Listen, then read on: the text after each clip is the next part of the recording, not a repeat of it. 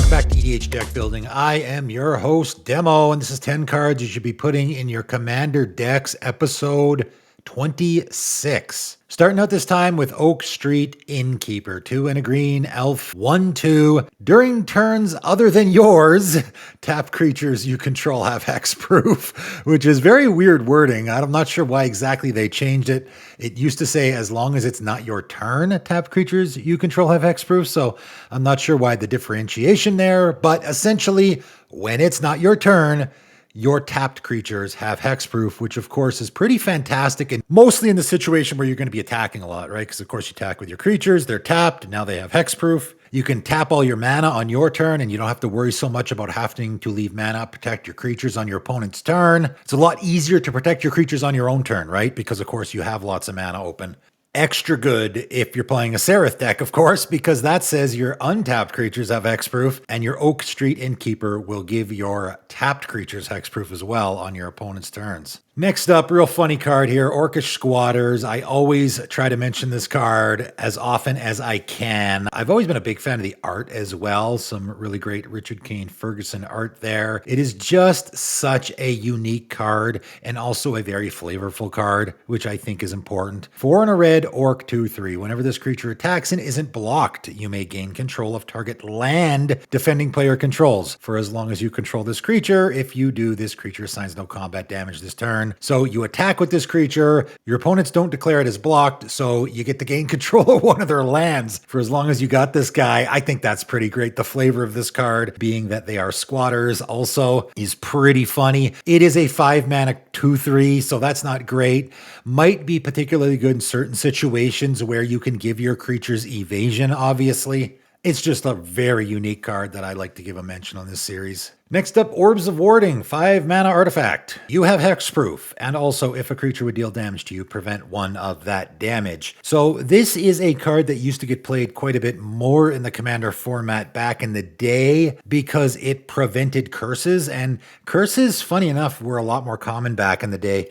I guess especially with C17 when they came out with that, because that had sort of a cycle of curses that a lot of people use in the Commander format for a long time. Of course, if you have hexproof, you can't be targeted, so you are immune to curses. And this is a colorless way to give yourself hexproof. It's not something you worry about a lot in the Commander format. You do not get targeted with spells that much in the Commander format. It does happen from time to time. I would say you more get targeted with effects in the Commander format, right? With abilities. For example, a Blood Artist is a really powerful card in the Commander format that will not work if you have Orbs of Warding, right? You cannot be targeted with that ability. I have this in a deck of mine, my Hack-On deck, for a very specific reason. I mean, I think it is all around a good card because, of course, if a creature would deal damage to you, you prevent 1 of that damage. That is also a pretty good ability. Really good against those go wide strategies, but I mostly am using it for the hexproof because then I can't be Bajukabogged, right? Or some sort of exile target player's graveyard, because I really want my graveyard. In any deck where you want to preserve your graveyard,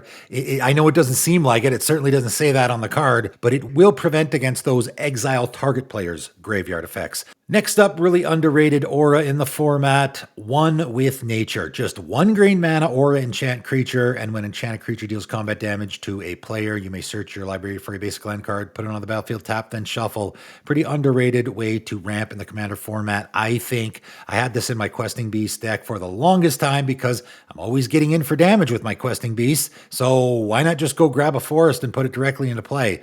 Seems like a pretty great way to ramp. If you have, I would say, either a commander that you plan on getting in for damage with a lot, or you're just getting in for damage a lot in general in your deck. You're just in a very attacky theme. You're going to go wide strategy, maybe even. Throw this on your commander. It's only 1 mana, and it's just a lot of great value to constantly getting a land out of your library and putting it into play. Into the category of sort of the color pie breaking situation, or the we don't see this effect much in this color situation, outmaneuver X in a red instant. X target blocked creatures assign their combat damage this turn as though they weren't blocked. So of course, particular wording there, but essentially this is a way to make your creatures unblockable in red, which of course you're not going to see very much, and obviously will work great with that Orcish Squatters, right? if you're looking for more effects like that, there's obviously not a bunch in red. This is one. I know those creatures have to be blocked in order for you to use this, but either way, it's a win-win for you, right? In fact, this could probably be better than the X target creatures are unblockable this turn because, of course, you can attack with 5 creatures, see which ones are blocked, and then use this just on those creatures. So you're essentially saving yourself mana there. So in a way, it's better. But of course, the added advantage here is you don't have to use it on your creatures at all. That's the funny way to use a card like this. It can be used on your opponent's creatures who are attacking another opponent, right? So if you want to do a little bit of a combat trick here and knock a player out of the game, they go to block all of their opponent's attacking creatures, and then you have those blocked creatures assign their combat damage as though they weren't blocked. And it's really just all upside for you where you have one opponent that's going to be taking a ton of damage, but those blocked creatures also are still taking damage as well, right? They are still blocked. They're just assigning their combat damage as though they weren't blocked. So your other opponent might also be losing some creatures in combat. So this is all upside for you and probably the best way to use this card. A card that can easily slot into so many commander decks, I think, is Paynes Magnification. 1 black and a red enchantment. Whenever an opponent is dealt 3 or more damage by a single source, that player discards a card. That's it. There is 0 downside for you here. It's only upside. It only affects your opponents. And just like a lot of other cards that I talk about on this series, it works on everybody, right? So what I mean by that is if I get in for damage with my 3 power creature, my opponent takes 3 damage from a single source and has to discard a card. But if my other opponent lightning bolts one of my opponents, that's a source that they're being dealt 3 damage by, and they also have to discard a card, right? This all works on my opponents with each other, not just with the sources that I'm dealing. It's pretty much a guarantee that I'm going to be dealing 3 damage to my opponents at any given time, but also when my opponents attack each other or when they deal each other damage, they will also be discarding. So it's just all upside here. Pretty funny creature here that I remember from back in the day cracking open in packs because it's from Tempest block Palomud, which is technically a vanilla creature, which isn't great in the commander format, but could be pretty darn good. So 2 and a red beast. So of course it is a beast.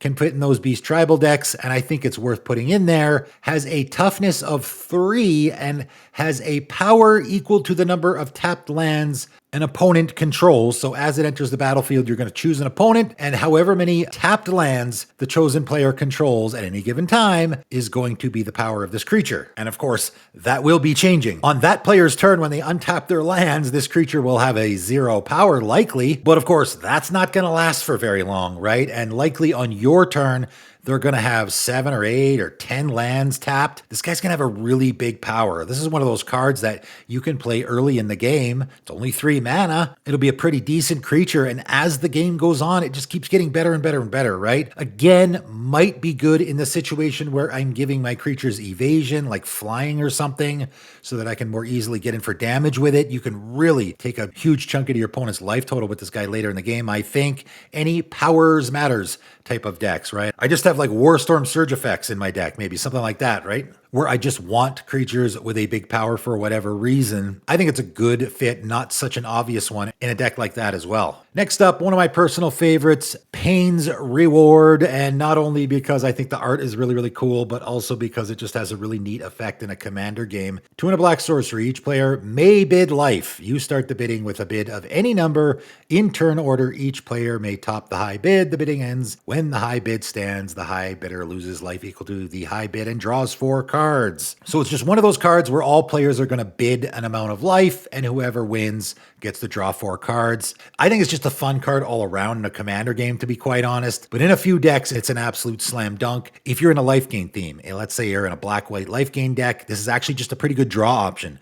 You're going to have tons of life to pay, probably more than your opponents do. So this becomes 3 mana, draw 4 cards. The funny thing about it, though, is you can have an opponent that thinks you're going to want to draw cards with this, and they know you have a lot of life, so they'll bid like 20 life thinking that you're going to outbid them. And then you're like, nah, you can bid the 20 life and I'll let you draw the 4 cards. And then of course, now they got like 5 life left or something, right? You can get into some funny situations like that as well. This is obviously extra good in a deck where you want to be paying down your life. I have a deck like that myself, my Torgar deck. I'll pay as much life as I have down to say 1 life. Obviously you can't pay more than that because I'm just going to pop back up to 20 with my commander, no problem. And of course, then there's the decks where you want your opponents to be drawing cards. I have never seen anyone put this in a Nekusar deck. I think it's pretty good. Again, if your opponents don't pay any life and just let you draw the cards, okay, that's pretty great. I just paid 3 mana and 1 life to draw 4 cards. That's fantastic. And if your opponents choose to be greedy, that's good too. It's literally what your deck is doing. Saizan, Perverter of Truth, again, another auto include, and of course, Shieldred the Apocalypse.